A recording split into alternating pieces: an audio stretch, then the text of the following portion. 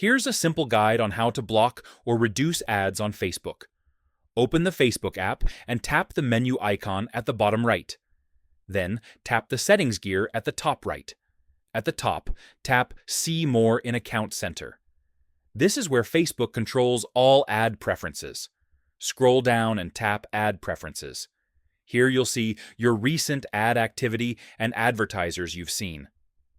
Tap an advertiser and choose Hide Ads to block ads from that specific company. Go back and tap Ad Topics. These are categories Facebook uses to show you ads. Tap a topic like clothing, food, or parenting, and select See Less if you don't want ads about that topic. Go back again and tap Ad Settings.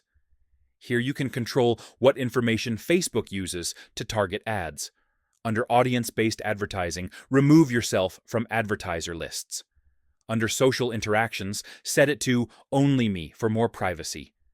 These settings don't remove all ads, but they reduce unwanted ads and give you more control over what you see.